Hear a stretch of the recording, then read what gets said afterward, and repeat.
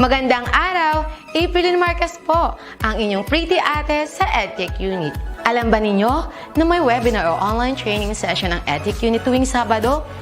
Ang araw na ito ay nakalaan para sa ating mga mahal na kaguruan upang turuan sila ng mga bagong kaalaman at kakayahan sa paggamit ng makabagong software at applications para sa pinaka-epektibong paraan at lubos mapagkusay ang kanilang paraan ng pagtuturo. This is also a refresher session for our beloved teachers to enhance their skills in technology. Every Saturday, we will conduct webinar sessions for teachers about the use, advantages, and relevance of different blended learning software applications. Ang webinar seryeng ito ay magsisimula ng alas 9 ng umaga hanggang alas 12 ng tanghali para sa morning session. Magsisimula naman ng alauna at magtatapos ng alas 4 ng hapon ang afternoon session. You can watch us in our DepEd Edtech Unit Facebook page, Educational Technology Unit YouTube channel, DepEd Tayo, and DepEd Philippines. Kita-kits tayo tuwing Sabado!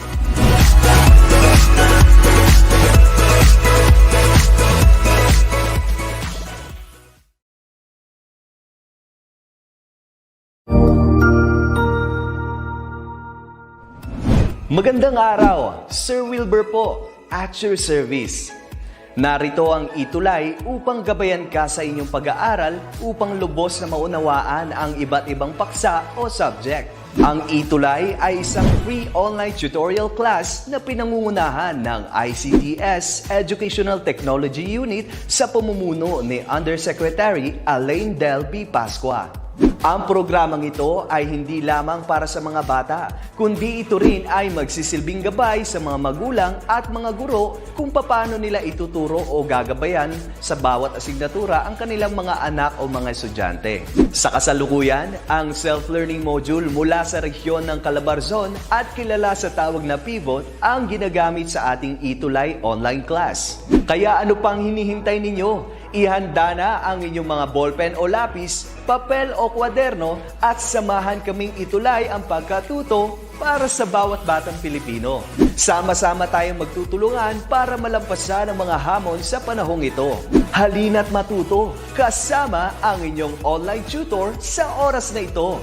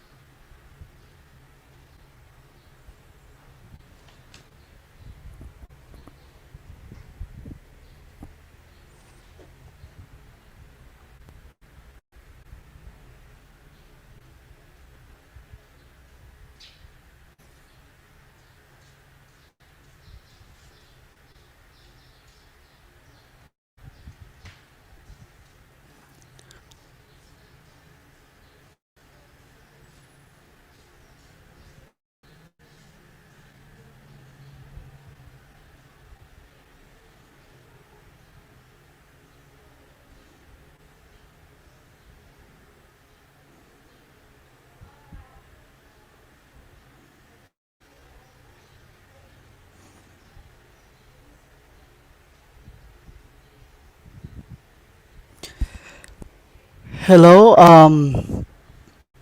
hello sir.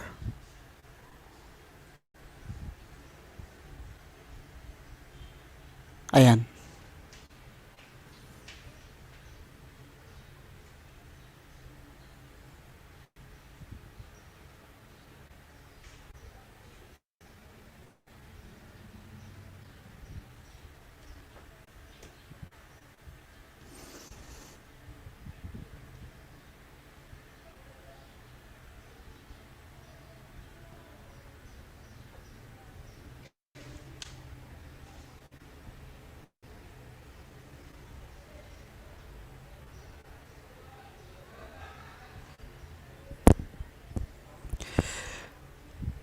Okay, so magandang hapon sa ating lahat.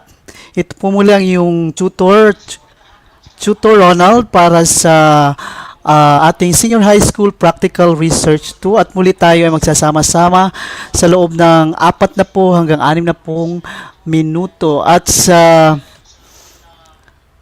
oras na ito at sa araw na ito ang ating tatalakayin sa ating subject na Practical Research 2 para sa Week 7 ay pinamagatang Guidelines in Making Conclusions. So, medyo malapit-lapit na tayo sa katapusan ng ating research report, no? Kasi nga nasa conclusions na tayo. Although conclusions ito, hindi ito yung pinakahuli talaga kasi meron pa tayong recommendations at syempre meron tayong references, no? At kailangan din natin pag-usapan ang mga guidelines sa paggawa ng recommendations at syempre gawa ng ating references. Ngunit sa oras na ito at sa araw na ito, ating munang pag-usapan ang mahalagang information tungkol sa paggawa o pagsulat ng ating conclusions para sa ating practical research. So ang conclusions ay part siya ng body, no, ng ating research or chapter 5 ng ating research. At mula sa ating most essential learning competencies ngayong pandemic, ang ating objective ay draws conclusions from research findings, no? Ngayon, bago natin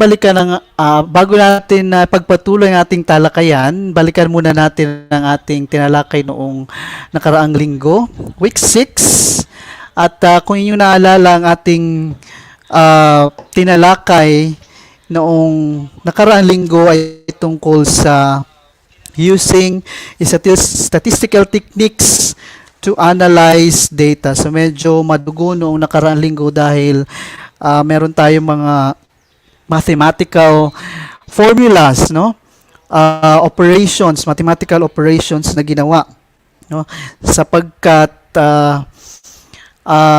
ito yung proseso kung saan kailangan nating i-analyze ang data na ating kalap para sa ating research at ang analyzing the data will use the different statistical techniques, no? Statistical techniques. So gaya po ng ating nakagawian, ang ating gagawin ay pipili tayo sa mga choices, 4 na choices, no, upang makumpleto ang ating statement, no. Of course, ang ating statement ay mula sa ating discussion last week. So sa ating mga nanonood sa Facebook ngayon, mga taga-subaybay, marahil meron tayong mga masugi na taga-subaybay, maaari kayong sumagot, mag-participate, no? By typing the letter. So letter lang inyong i-type sa ating comment box, no? Para magkaroon tayo ng participation sa ating discussion, no? Ito ay isang pagbabalik-aral o review, no? Sa pamamagitan ng ating learning task, and that is completion. Okay? So number 1, blank data analysis is used to describe, show, or summarize data in a meaningful way, leading to a simple interpretation of data. So what type of data analysis is described in the first statement? Is it A, descriptive, B, exploratory, C, inferential, or D, narrative? So if you remember last time we discussed the different data analysis, no? The different types of data analysis, and of course the specific examples. So what do you think is the first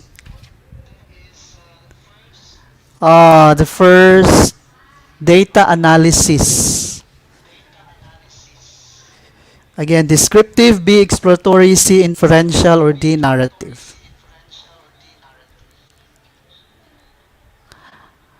Ayan, may sumagot ayong kay Giselle Bobila, A daw ang kanyang sagot.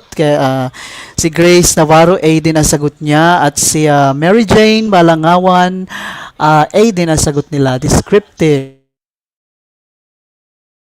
So, magandang hapon sa inyo sa ating lahat dyan. Ganun din kay Floxy Celery Macros.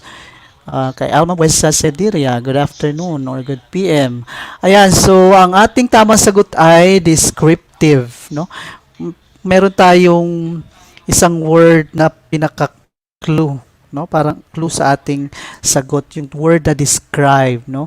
So descriptive data analysis is used to describe, show or summarize data in a meaningful way leading to a simple interpretation of data. So descriptive. All right, same choices, but of course you have a different statement or description of, again, data analysis. So this time, this data analysis tests hypothesis about the set of data to reach conclusions or make generalizations beyond merely describing the data. So, bigyan ko kayo ng clue, hindi na siya descriptive, no? Kasi nga ang sabi is beyond merely describing the data. What do you think is it? Is it A, descriptive, B, exploratory, C, inferential, or D, narrative?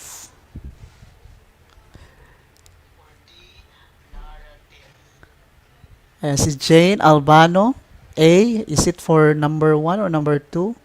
Tingin ko number 1 yung kanina.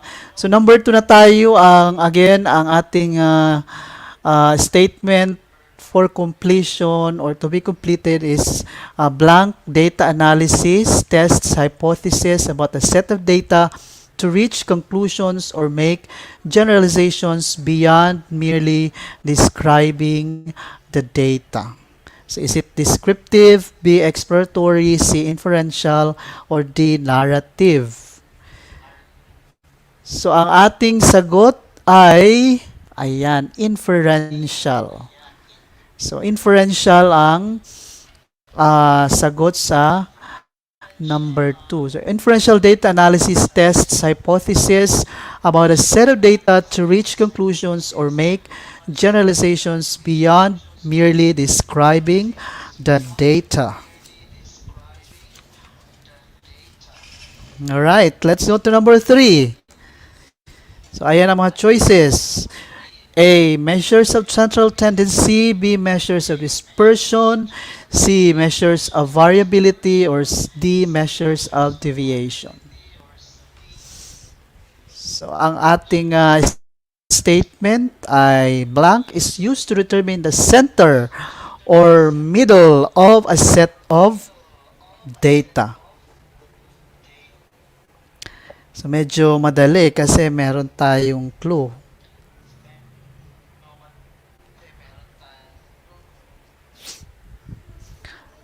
Ano nga kaya ang tamang sagot sa number 3? Ayan, inferential kanina, ang sagot ni Grace Navarro. Medyo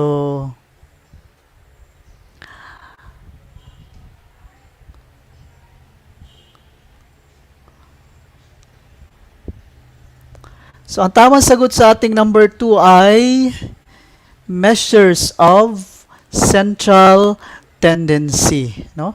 Measures of central tendency. Ayan. So, sabi nga, ang clue natin ay, ayan, center or middle of a set of data. So, measures of central tendency. Ano nga mga examples ng, or what are the measures of central tendency? We have the mean, the median, and the mode. No, these are the measures of central tendency. Okay, so let's go to number 4. Blank is the midpoint of the distribution where 50% of the values fall below that point and 50% fall above it. So blank is the midpoint of the distribution where 50% of the values fall below it, below that point, and 50% fall above it. So is it A, mean, B, median, C, mode, or D, standard deviation? So these terms are familiar sa ating statistics and probability, 'di ba? So meron din po ito sa statistics and probability. So ang tamang sagot sa number 4 ay median. No? Median is the midpoint of the distribution where 50% of the values fall below that point and 50% fall above it. So, yun yung pinaka interpretation natin, no, kung meron na tayong makuhang value for our median. So, we can say that 50% of the values fall below the median and 50% fall above it. Okay. Last, ito, kailangan natin ng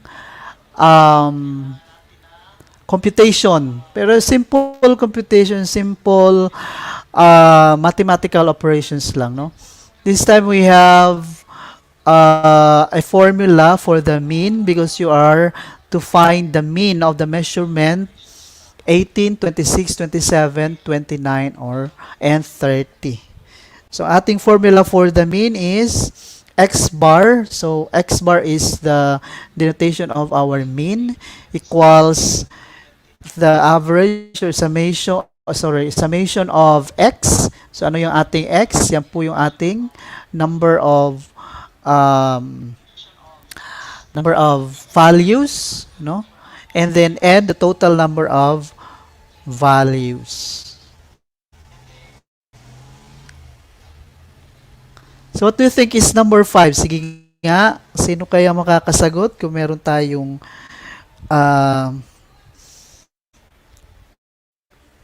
meron pa tayong tagapakinig o taga-subaybay? Ayan, number 4, sabi ni Jane Albano. Number 4 is B. Pasensya na po, medyo mahina ang aking internet connection ngayon. So, ang number 5, ang tamang sagot ay, ano kaya ang mean? So, what should we do to find the mean? So, i-add natin ang lahat ng values, 18 plus 26 plus 27 plus 29 plus 30. Okay? And then, divide by, ilan lahat sila? So, 5. No? So, the correct answer is, ayan, 26. 26 ang tamang sagot, no? So, 18 plus 26 plus 27 plus 29 plus 30, ang sagot ay, asa na ang sagot kanina? Nahanap ko ang sagot. Ayan, 130. Sorry, 130. So, divide by 5, you have 26.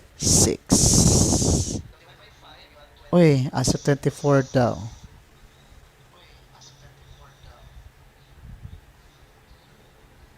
Uh, 130 divided by 5 is 26, di ba? Tama ba?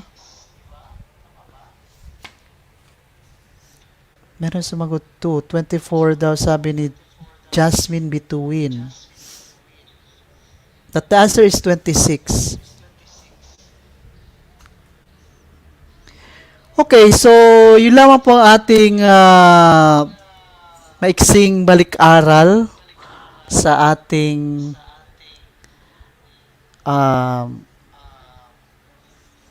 pinag-aralan or ating topic last week, no?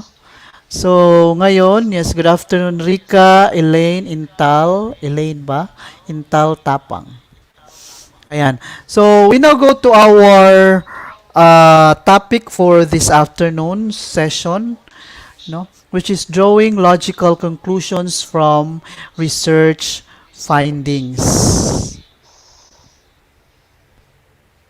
Okay, yes. Jane Albano, 130 divided by 5 is 26. So, drawing logical conclusions from research findings. So, after we have analyzed our data, we have interpreted our data, so we come up with our findings, no? Our results and findings of our research. Now, from the research findings and results, no, we can now draw or form our logical conclusion. Okay? Now, what is a conclusion? What are conclusions? According to Prieto and others, in their book Practical Research for Senior High School 2, Quantitative, conclusions represent inferences drawn from the findings of the study. No? Inferences drawn from the findings of the study. Now, if you remember in your English class, English discussion, inferences is one of the topics, right? Drawing inferences or prediction. Now, take note that when you draw inference, no, you have to have certain basis from the situation or from, for example, from a text. All right, from a text. So, to be able to draw an inference, kailangan meron kang pagbabasihan ng inference mo. Diba? Whether it's inference from an observation or observable phenomena or situation, or inference from a reading material, kailangan meron kang pagbabasihan ng inference mo. This is the same way as drawing conclusions, no? And this time, where will you draw your inferences? No, your basis for your conclusion. It will be from the findings of your study. Now, also conclusion should give the final impression and should summarize the learnings from the study. Okay? Summarize the learnings from the study.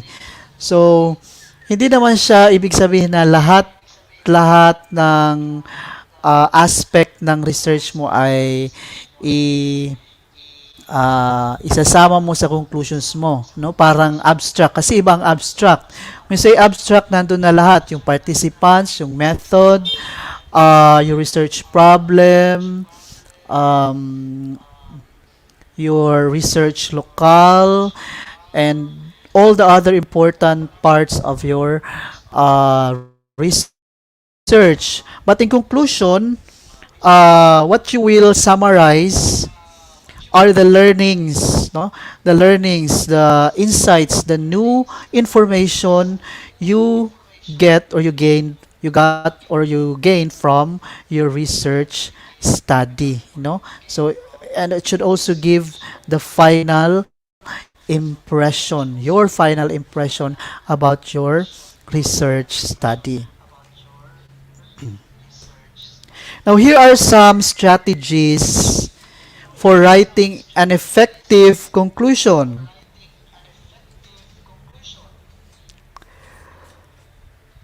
One is conclusions are intertwined with the introduction. What do we mean by intertwined? Parang pinagtahi sila, pinagtagpi, ano pang tawag sa intertwined? Parang pinag-isa or related, no? Conclusions are connected. Okay, connected. Conclusions are connected with the introduction of your research study. Well, parang simple, parang essay din yan na kailangan ang conclusion mo ay related or connected to your introduction, no? Yung tinatawag na full circle technique, no, is one of the ways to end your essay. So parang sa research din, no, conclusions are intertwined or connected with the introduction. Here's an example. Yan. Ang introduction natin ay introduction sa isang sample research, no? Reproductive health education is one area of research that should be tackled in schools. High school students should be exposed to innovative ways of disseminating and communicating issues or reproductive health education of high school students shall be the focus of the study. Communicating issues. Okay. So that's our introduction. Narito ang ating possible conclusion, no? So, hindi naman sinasabi na ito yung the best or ito lang ang pwede nating conclusion. You can actually have many versions of a conclusion as long as, again, it is connected to the introduction. So, tingnan nga natin kung connected ang ating conclusion sa introduction. The high school student respondents are not fully aware and have little knowledge in reproductive health education in the following areas: social and gender-related issues, family planning, and other clinical services. So, bakit siya connected? High school student respondents, we mentioned high school students in our introduction. We also mentioned about reproductive health education and areas, no, of reproductive health educations. I'm sorry, issues, no, areas and issues of reproductive health education. And then sa conclusion, merong binigay na areas or issues related to reproductive health education. Ito yung mga data na lumabas dun sa research study. So you have social and gender-related issues, family planning, and other clinical services. So you see, kailangan, again, related or connected ang introduction sa conclusion. So kung medyo nahihirapan kayong magsulat ng iyong conclusion, no, sa inyong research, balikan nyo lamang ang inyong introduction, no, ang inyong introduction. Next, another strategy for writing an effective conclusion is that conclusions are inferences and generalizations based upon findings. So again, ang importanteng word dyan, phrase dyan is that based upon findings. So, dapat ang inferences and generalizations mo sa iyong research study ay base sa iyong findings. Hindi sa ibang findings or hindi sa ibang research study. You know? Or hindi based sa opinion mo lang. No, kailangan based sa iyong findings, sa results ng iyong research study. Let's see if we have example here. Okay. Ayan, example. Based on a research study on factors affecting the career choices of high school students, two conclusions can be drawn from the findings of the study. So, ang title ng research study ay Factors Affecting the Career Choices of High School Students. So, one conclusion or conclusion number 1 is males prefer technology-based courses while females prefer business-related courses. Okay, so again, yung generalization mo ay base sa findings or results ng yung study. Then we have conclusion number 2. There is a significant difference between the career choices of male and female high school respondents. Bakit meron significant difference? Kasi nga, gaya ng sinabi sa conclusion number 1, no? Males prefer technology-based courses while females prefer business-related courses. So, etong conclusion na ito ay mula sa findings, mula sa data na inyong na-interpret. Ano? So, kukuha kayo ng, or ibabase ninyo ang conclusion ninyo mula sa findings ng research study. Okay? Next. Number 3. Third strategy is that conclusions should specifically answer the questions posed in the statement of the problem of your research study. Alright? So, kung medyo, kasi hindi naman palagi tayo makakakuha ng magandang idea mula sa introduction na pwede nating magamit sa conclusion. So, kung wala tayo makuhang relevant information from the introduction for our conclusion, then we can go to our statement of the problem. No?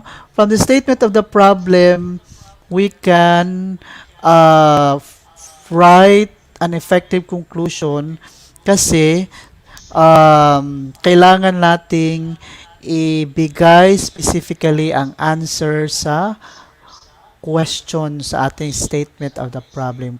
It's hindi naman siya it's a must.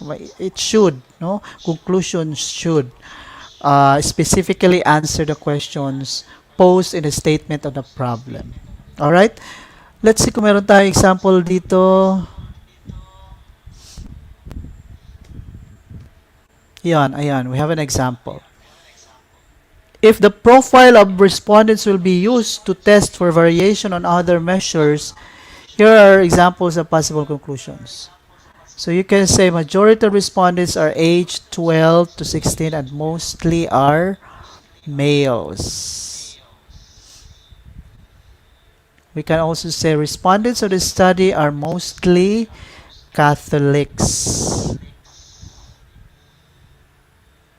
Or among the profile of the respondents, age and gender are significantly related to achievement in mathematics.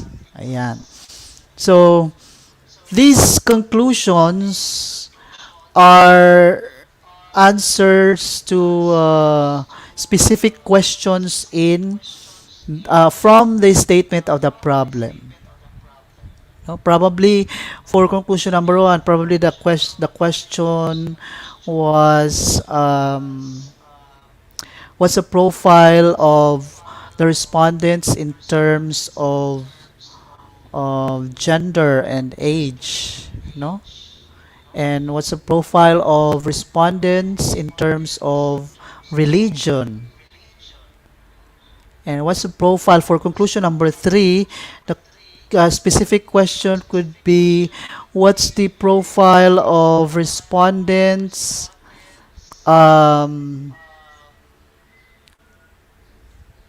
significantly related to achievement, or is achievement in mathematics significantly related to the age and gender of the respondents? So that question can be answered directly in your conclusion, just like in our example. All right. Next, number 4. Medyo maiksi lang actually ang ating discussion for today. Fourth strategy, and this is the last strategy. Conclusion should contain facts or actual results from the inquiry or research study. Conclusion should never be based from implied or indirect implications of the findings. Kailangan black and white ang data, hindi yung um, parang mag-iisip ka pa, or implied, kumbaga indirect, no, na findings, no. So kailangan actual results from the inquiry or research study. So hindi pwede ang implied information. Kailangan direct. Alright, an example here is, tingnan natin, ayan.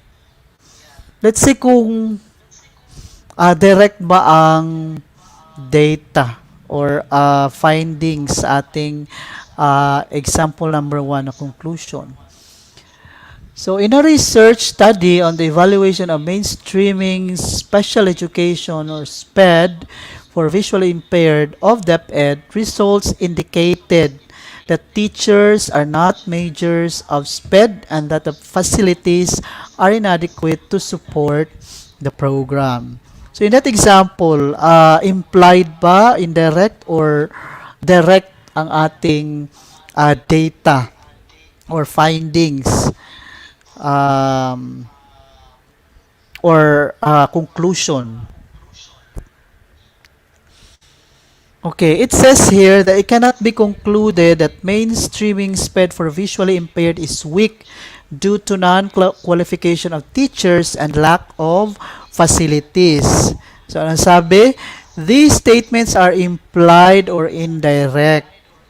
Okay, so further study should be made to determine the weakness of the SPED program due to school factors such as teacher qualifications and adequacy of facilities. So, kulang siya kung implied or indirect ang ating statements. No, pagka ganon, then there is a need for further studies to determine the weakness of the SPED program if that is your research study. So we cannot conclude that mainstreaming SPED for visually impaired is weak due to non-qualification of teachers and lack of facilities. No? Okay, next. So those are the 4 strategies for writing an effective conclusion. Again, first is that conclusion is intertwined with the introduction. So kung medyo nahihirapan kayong magsulat na inyong conclusion, or nahirapan kayong tapusin ang inyong research, no, through your conclusion, just go back to your introduction. Baka meron kayong makuha dong relevant information na pwede ninyong gamitin sa inyong conclusion. Of course, base din yun sa findings ng inyong study, no? Sa findings and results of your study. Another strategy is that conclusion should specifically answer the questions posed in the statement of the problem. So another way for you to write an effective conclusion is to go back to your statement of the problem and provide or give the specific answers to the question. So dapat kung ilan ang questions mo dun sa statement of the problem, ganun din sa conclusion. So give answers to the questions in your statement of the problem. Also, conclusions are inferences and generalizations based upon findings. So, wag kang gagawa lang generalization or inference na hindi base sa findings or sa actual data ng iyong research. Ha? Importante yan kasi baka fake news ka. Conclusions should contain facts or actual results. Yun nga, facts and actual results from the inquiry or research study. So again, bawal ang implied or indirect implications of the findings. Now, aside from those strategies, these are the other guidelines in writing your conclusions. One, conclusion should be clearly, concisely, and briefly stated. No? It's a requirement naman kahit anong type of writing genre. No? Mas lalo na sa research. Kailangan mo talaga siyang isulat ng malinaw, concisely, malaman, at maiksing lang siya, ngunit malaman. No?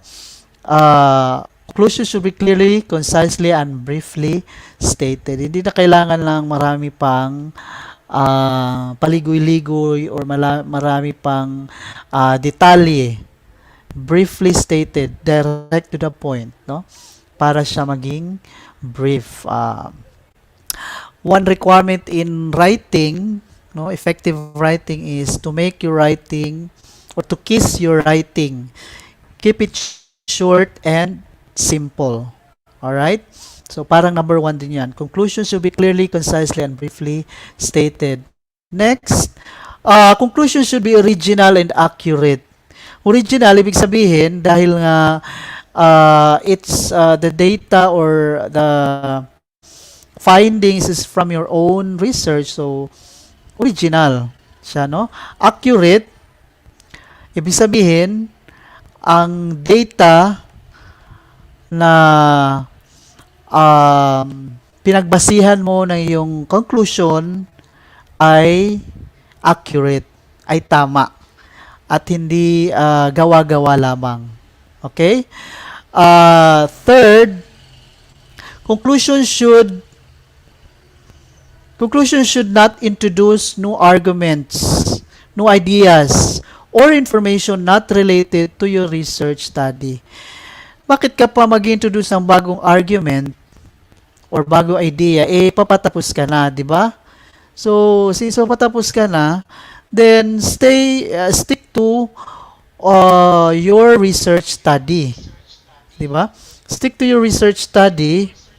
Huwag ka lang mag-introduce ng bagong idea or argument. Yeah? Just discuss or summarize the information, the learnings from your study. And then fourth guideline, conclusion should leave the reader with an interesting final impression. No? kung ang introduction ay masasabi nating first impression, no? Meron din tayong final impression, pero hindi ibig sabihin na kahit na final na siya, hindi mo na siya gagawan ng magandang pagkakasulat, ang conclusion. Kasi kailangan pa rin siyang maging interesting para sa reader. No? Just like your introduction. So, kasing importante ng introduction ang conclusion. Sometimes kasi, ang isang reader or researcher for that matter in research, from introduction, pupunta siya sa conclusion, diretso. No? Especially ang mga bagong researcher, let's say, mag-uumpisa pa lang. So, kadalasang tinitingnan ng mga beginners ay yung introduction or yung abstract, kung merong abstract, and then the conclusion. And recommendation, of course. Okay? Next guideline. Meron pa? Yes. Number 5. Conclusion should refer only to the subjects or populations of your study. O nga, kasi nga, bakit ka pa lalabas sa research study mo? Bakit ka pa may mention ng ibang subjects or populations or respondents? Di ba? Papahirapan mo lang sarili mo. Na huwag ka lang, anong tawag ito? Kumbaga, maghanap ng iba. Huwag ka lang maghanap ng iba or tumingin sa iba. Doon ka lang sa kung ano ang sample or kung sino ang subjects or populations ng iyong study. Kung about students, students lang. Kung about teachers, teachers. About entrepreneurs, entrepreneurs lang. Alright?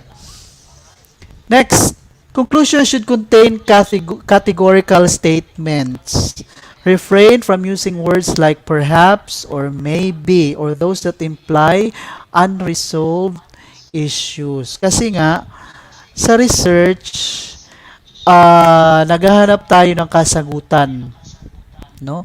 Naghahanap tayo ng kasagutan. So, dapat, ang tone ng ating writing ay sigurado tayo sa ating sagot. Hindi yung parang nag-aalangan, no? When you say or when you use the words perhaps, maybe the age and gender have significant relationship to the achievement in parang teka lang, sigurado ba siya sa kanyang research findings? Bakit maybe? Bakit perhaps? So, avoid using those words or other expressions or phrases, words that imply unresolved issues. And finally, conclusion should not contain apologetic statements for unresolved problems in the study.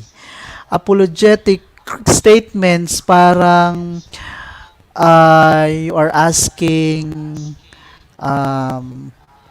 apologies from your readers, no?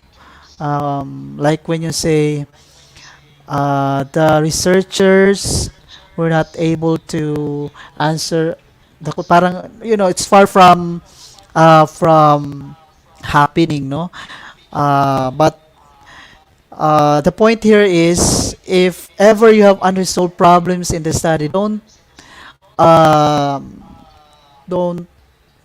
apologize, no? Or do not use apologetic statements. Instead, what will you do is recommend, no? Recommend an action for your readers for future studies or research to solve or resolve that problem that you were not able to resolve. Pero syempre, sa research, kailangan mabigyan mo ng lunas or kasagutan ang problems mo. Otherwise, bakit ka pa napapatuloy sa research, no? Para just in case hindi nyo talaga na napatunayan, hindi nyo na solve, no, yung problem nyo, hindi nyo nabigyan ng kasagutan, then meron pa tayong recommendation. Okay, meron pa tayong recommendation. Sa recommendations, you can recommend on what other researchers or interested in your topic can do to resolve the unresolved problem in your study. So there you go, the guidelines, 7 guidelines in writing conclusion. So these guidelines are not anong tawag dito? Hindi there are other guidelines that you can think of or that you can find in other references, no? But so far as my reference is concerned, these are the guidelines in writing conclusions, in addition to the 4 strategies for writing an effective conclusion. Okay, so for our generalization or what we have learned from our discussion, I hope that you can have a self realization, or parang just think to yourself of the answer to the following activity.